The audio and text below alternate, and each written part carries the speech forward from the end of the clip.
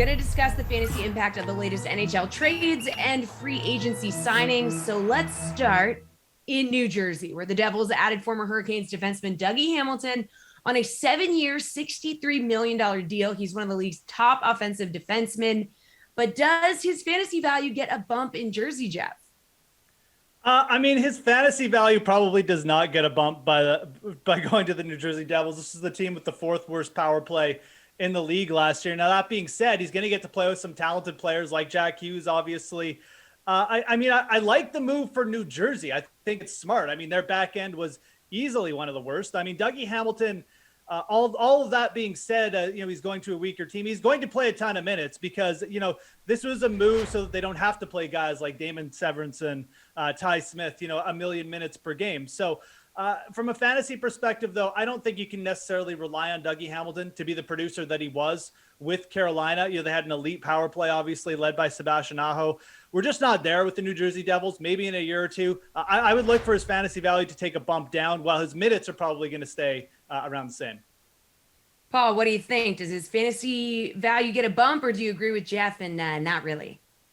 Jesse, you know how periodically they give interim grade reviews on how the players performed this year at the end of the season, or even speculating like this? I can't give a complete grade because the Devils, they've only got 8 forwards signed with $21 million in cap space. They've got a lot of jobs to fill before we can get a good sense for how this is going to affect Dougie Hamilton. Jeff's handled his analysis very well in terms of saying what a great player he is, the offensive upside that he brings, and all that sort of thing. But if he doesn't have quality to play with, I think you could see a bit of a downturn because he was surrounded by great players in Carolina. He doesn't have that yet with New Jersey, and I don't know that he's going to get that. But the jury's out for me in terms of a real good analysis at this point, because we just don't know what they're going to add to the mix. Certainly, he's going to be the big minute eater, the power play quarterback, and then some.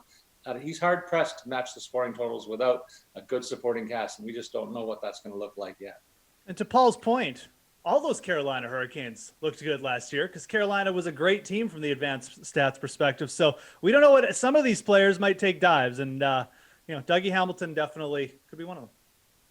All right, well, and a bit of a shocker, guys. The expansion Seattle Kraken lure away starting goalie Philippe Grubauer from the Colorado Avalanche on a 6-year deal. The Avs turned around and traded for Darcy Kuemper from Arizona. Now, are either of these goalies in a better spot from a fantasy perspective? What do you think, Paul? I think Kuemper is going to thrive and be among the top goalies as long as he stays healthy, Jesse. That's the big question. He's only played over 32 games once in his 10-year career. They're loaded offensively in front of him, thanks to guys like McKinnon and Landeskog. And also thanks to them, they haven't asked for max dollars, those top guns. That leaves the club some wiggle room under the cap, and they still have over $7 million to fill 4 more spots. This team has very few holes, and goaltending is not one of them as long as Kuemper can stay healthy. Meanwhile, Grubauer made bank with the Kraken, as we know, but their roster doesn't look as strong as Vegas. So don't go expecting the Seattle franchise to finish in the Stanley Cup final in year 1. I think there's going to be some growing pains, and that'll be reflected in some of Grubauer's totals. So statistically, I expect Kuemper to be the stronger of the two. Jeff, do you agree? Yeah, I like this move by the Colorado Avalanche for Darcy Kuemper. This is a player who 2 years ago, when he was healthy, like almost a 0.93 save percentage, his goals against average was 2.22. As a player, when he's healthy the last 2 years, has been arguably a top 3 goalie in the NHL. Right behind Andrei Vasilevsky kind of numbers, right? So everyone's saying, oh, he's got to stay healthy. He's got to stay healthy. Injuries come and go. We can't predict injuries. I think the Colorado Avalanche made a very smart move in bringing him in. They have a window. They have a window with Nathan McKinnon, Gabriel Landeskog. Clearly their goaltending let them down in the playoffs last year. I like teams who know their weaknesses and go out and address them. So I love that move. As far as the Grubauer signing, I don't really get it. I thought the Kraken were pretty solid in that with Dredger, picking what they did. Maybe this is them just trying to give themselves a little bit of a boost on the back end. I do think they have a fairly solid defense, although I'm not sure if their forward group is going to hold up as well. But it's interesting. I'm not really sure why the Kraken committed so much to him. I think this is a player who has thrived when he's been on good teams, but has also shown that he not necessarily can't carry the load in a spot like this. So I don't really like that move as much. Definitely I'm in on the Kuemper one, though. And everybody, Rotowire's AJ Scholz is now in the call, so Wow. he's here as well. AJ, sure you heard the guys talking about, we're just talking about the goalie carousel, the Grubauer signing, the Kemper signing. So, like, are either of these goalies in a better spot from a fantasy perspective, in your opinion? Yeah, sorry guys, better late than never, of course. But yeah, I definitely think I think Grubauer is in a worse spot. If I have to be honest, I would rather be playing with Colorado's team than the newly formed Kraken spot. I do think Kemper's in a better spot. Absolutely, you'd rather be on Colorado than in Arizona. In terms of the deal, I kind of had the same reaction to Jeff in the first place, like why they have Dreger, like why did they go out and get Grubauer? But at the end of the day, you have one of the three guys nominated for a Vezina trophy that was available, willing to sign for you. And honestly, I wonder if part of that was to lure guys. Jaden Schwartz straight up said, like, I want to see who else they add before I'm going to sign with Seattle. And maybe a move of that caliber convinces him and maybe others that are still available on the market to sign there. All right, guys, the Edmonton Oilers tried to add some talent to their top six forwards by giving Zach Hyman a 7-year, $38.5 million deal. Jeff, this is your team. What do you think of this move? I mean, it needs to be talked about in two aspects. I mean, from a short-term perspective, this is a player that the Edmonton Oilers need. They needed depth in their forward group, absolutely. I mean, they were basically a two-man show last year. They didn't have this type of player, at least not enough of this type of player, like a Zach Hyman, who can go out and do multiple things. He's got a very good shooting percentage, has his entire year. He's a very opportunistic scorer, but he's also a bit of a two-way player. He does things that hopefully it'll take the load off Connor McDavid and Leon Draisaitl in terms of going into corners and stuff like that. I think he's going to work very well. He's used to playing with top-end players. From that perspective, you absolutely love the addition. From a term perspective, this move could just absolutely blow up in the Edmonton Oilers' face. It's a player in his late 20s. He's attached to the Oilers now into his late 30s. Who knows when the decline is going to happen? We've seen players of Zach Hyman's ilk definitely go downhill fast. But from a short-term perspective, it's absolutely good. Zach Hyman, I expect to set career highs next year in goals scored and all that jazz. AJ, do you agree in the short term it's great, but it's a 7-year deal? We're not sure. Yeah, I think that's a great analysis by Jeff on this. My problem with this, more than anything, is not the fact that they brought in Hyman. I think that's a great addition. It's the fact that they still have the same two guys in goal. That's the problem for Edmonton, is the net minding. If you were going to spend this kind of money, why not give it to Philip Grubauer? We're just talking about him.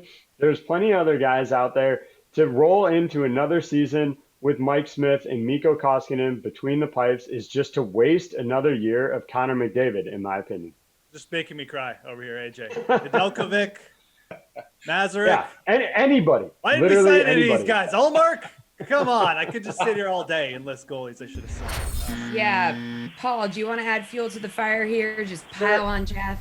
Sure, I do. Jeff, you're getting my favorite Leaf player from last year. That's the good news. He's a fan favorite in Toronto. Short term, the deal looks very good, but you know as I do, this guy risks injury every time he plays too, and he's been nicked up each of the last 3 seasons. He's 29. He's not getting younger, and as you get older in this game, you do tend to get injured more and more if that's been the track record.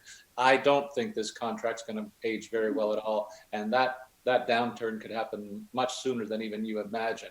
If the injuries continue to take their toll and Connor McDavid continues to be upset about not making the playoffs, he might find a way to get out of that situation in Edmonton. Then all bets are off, and this looks like a horrible contract in the back half because he's going to be there 2 years longer than Connor will be. Man, don't you just love talking about sports? We're like 29, a miracle, practically middle-aged. The man's body is falling apart. All right, AJ, which team do you think has been the winner in free agency so far? I mean, it's hard to argue against Seattle here with Grubauer and Schwartz. I've liked some of the deals that Carolina has done, other than that defenseman that they shouldn't have signed. I'll just leave it at that. But I do think they added a quality goaltender in Freddie Anderson, and I think did a really good job there. But overall, I just think Seattle has been the top class here. All right, the winner in free agency, Paul. Do you like the Seattle Kraken, or do you think somebody else has done some really good stuff? I think Seattle did well. I did think Carolina did well too, as AJ mentioned. They added the new goalie tandem and 3 defensemen. Look, D'Angelo, you didn't want to mention his name. This guy needs to rehab his image.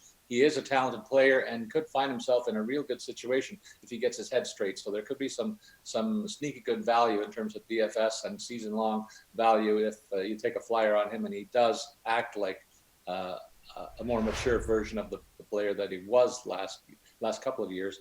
And then other teams that we've touched on, the New Jersey situation with Hamilton and Graves bolstering that defense. Bernier is an uptick in goal too, but I mentioned before, they only have 8 forwards signed. So there's room to make this even a better situation for Jersey in free agency with the second wave that's coming later this week. And finally, I got to mention the Boston Bruins. They not only did they re-sign Taylor Hall for a pretty friendly contract, they added Linus Ullmark, who is one of the better goalies that was available in free agency. Nick Foligno is going to add so much to this team.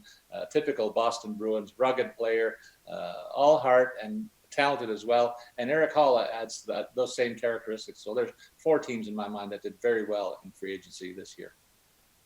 Jeff, the Kraken, the clear favorites, but who else did you like? Well, I mean, I definitely a shout out to the Devils. Like Paul said, I don't think they're done, but getting Dougie Hamilton for less than Seth Jones is getting paid, I think was just a huge win for them. I'm going to go with the Colorado Avalanche as my big winners, though. They did what they needed to do. Like I said, I love teams that know their weakness and go out and address it. I don't think they had the goaltending. I mean, I'm not as high on Grubauer as some other people. I think that adding Kemper is definitely a move that could get them over the hump. They also, they brought back in Landeskog. That was a big move. There was some rumblings that might not get done. So even just those 2 moves alone, love the setup here for Colorado going into next season. All right, so Paul, let's say on the other side of things, who do you think has been the biggest losers of free agency? Well, I think we got to tell you why AJ was late. It's because of the Vegas treatment of Marc-Andre Fleury. He's been in a funk about all that for about a week now, and he just got over it this morning, apparently. The treatment of their star player, so shabby, and then they replace him with the addition of Laurent Brossoit, a career backup.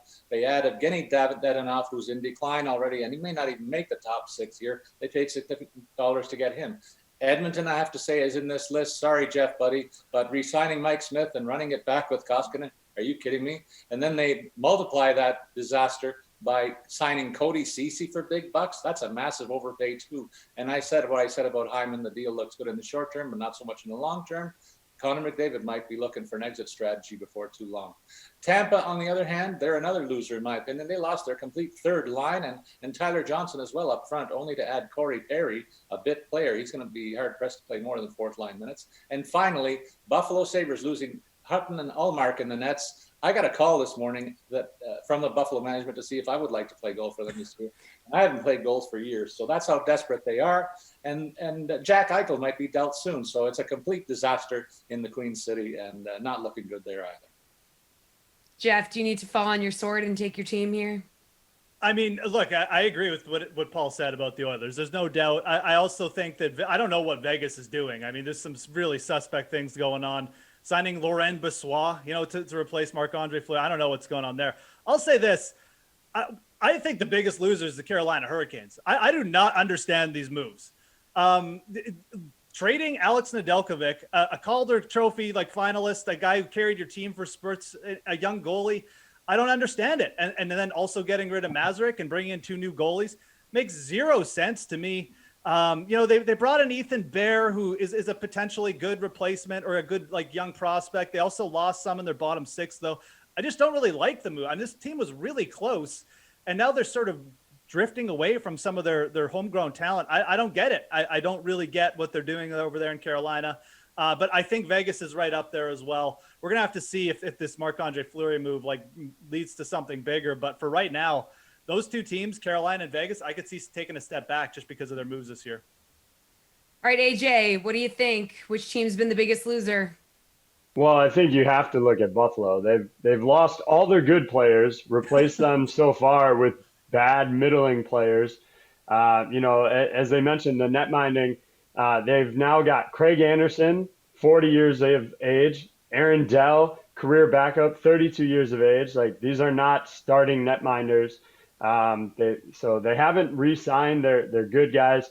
They're probably going to trade away any day now their best player. And then, you've got Jeff Skinner still making $9 million against the cap. Like the Buffalo Sabres are just a train wreck. And that's the only way to really describe it. I also think unless they go and talk to Chicago and get Marc-Andre Fleury, I think it's been a bad offseason for the Penguins. Look, they lost McCann effectively due to the expansion draft. They lost Brandon Tanev that way as well.